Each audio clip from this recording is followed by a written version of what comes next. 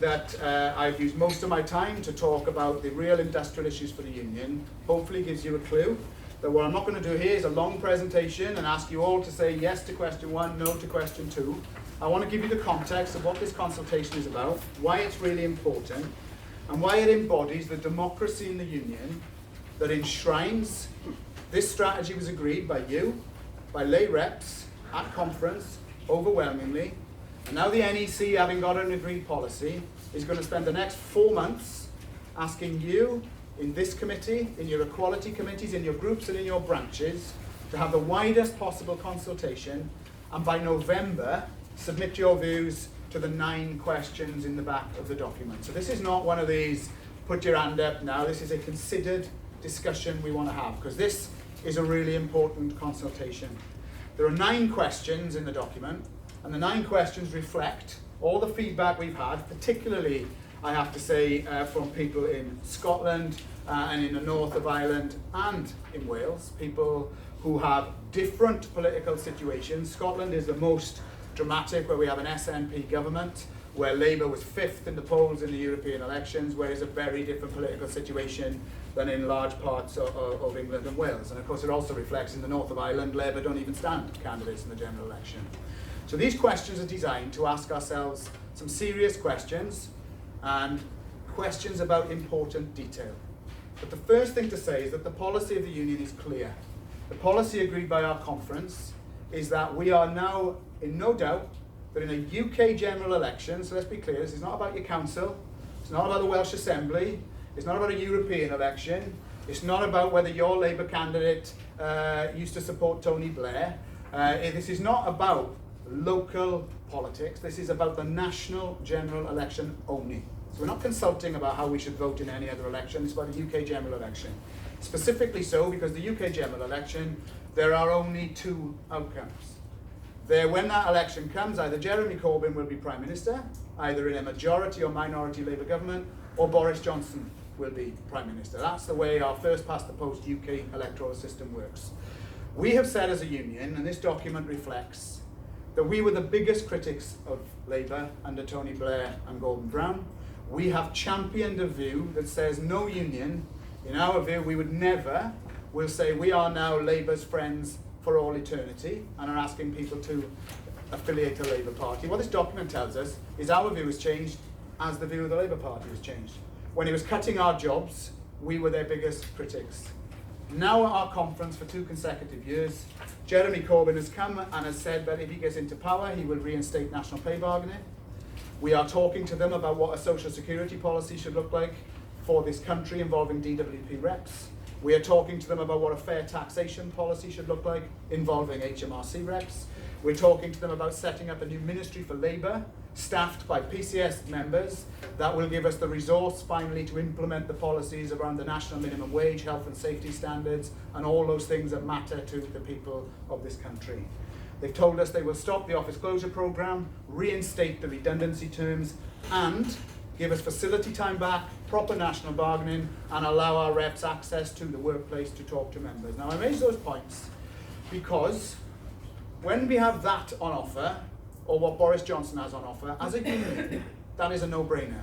I can't imagine there is anyone in our rep structure who, faced with that choice, who we want as Prime Minister, will not see for the union and its members' interests, it is that we want the current Labour Party to win.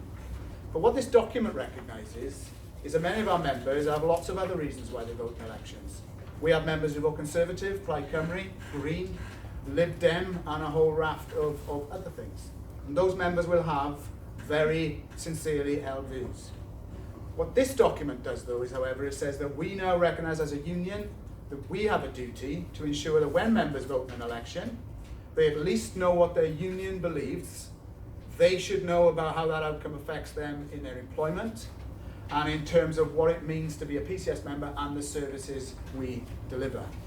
So when we had the DWP meeting at conference, the main thing our delegates said is that most of our members in DWP despair at the dreadful system they have to administer to the public of this country, and they wanted to deliver a humane social security system that they could be proud to deliver. So the questions here are not designed to say, are we right or wrong to say we want Labour to win the next election. Conference has decided. They are asking us how far if at all we should go, to implement that policy. And the questions in the document, and I'll finish on this point, are based on research. We've been out and talked to unions in the UK, affiliated and non-affiliated. Now, we don't intend to affiliate, but we thought it was interesting to know what they did. But on the non-affiliated unions, we've given two examples in this document about the scale of what people do. On the one hand, you have the teachers' unions who do what we did 5 years ago, a sort of version of Make Your Vote Count. They treat all candidates equally, they ask some pre-prepared questions, focus on a particular issue, in their case education funding, they publish the answers to the membership. We tried that. We found it wasn't really adequate because the candidates never answered the questions. It was a researcher who would give you generic answers and they never answered the questions that they gave, and it was felt to be of little value. The other side of the scale is the RMT.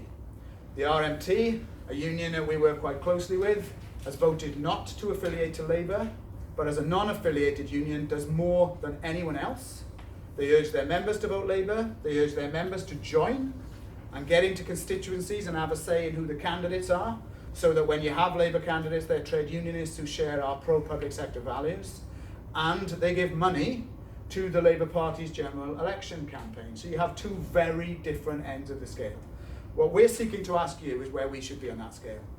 We could do the minimum, which is just put a website article out that says there's a general election, we want Labour to win, and do nothing more.